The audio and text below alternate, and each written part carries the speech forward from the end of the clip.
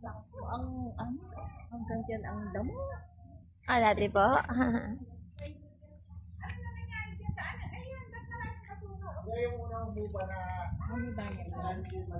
Wala pa, ma. Pipicturean ko lang.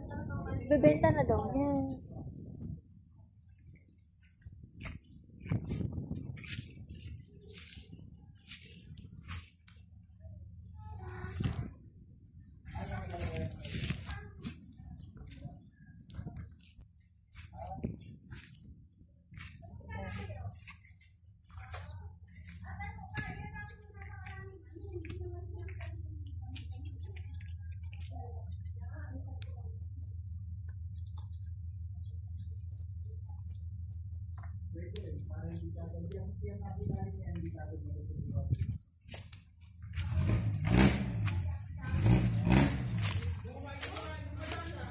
Sabi po.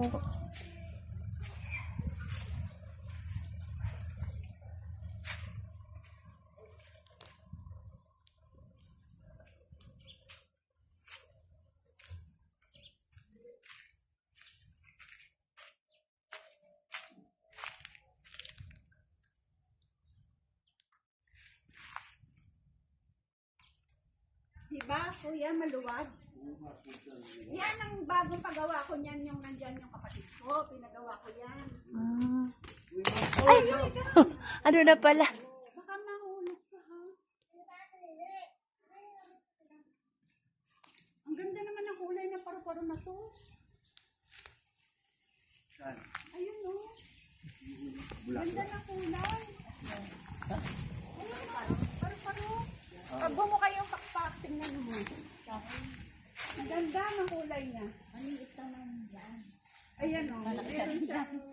Dapat din ay mayroong kantauhan. Pinapintura ko pa yan, o. Ayan, o. Pinagawan ko pa sila ng backboard yan, o.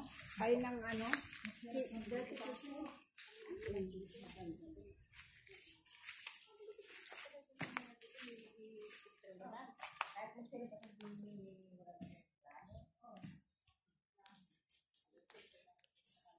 Dito lang ay pinaalala ito, malinis din eh. Ang dami dito bulagin. Ay, puti mo lumawit ang ahas. Kulay brown.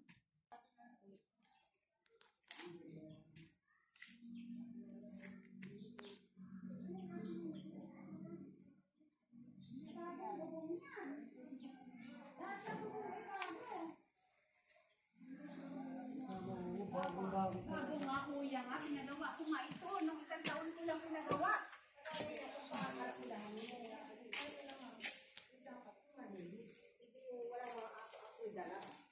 Ay, yung nag-artila dito may aso ang bago.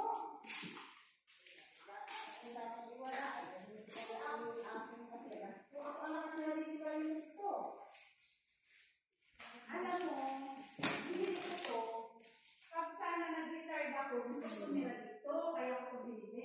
Eh, ang problema, isa may hinari naman sa tatlong bahay ko, walang titira na. Kaya ako ayaw ko namin tumira dito. Malayo.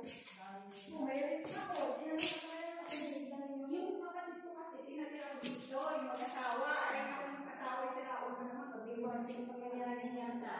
Ang pag-iwan. Kaya hindi ako na-ready, hindi ako na-pili, hindi ako na-pili. Ay, wala na yun.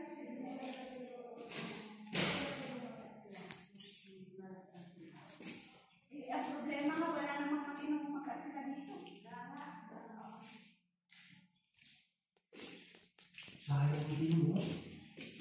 Diba, Dan?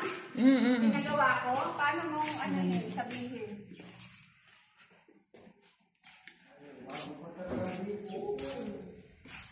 Ang ganda nito kung ano, ma'am, no?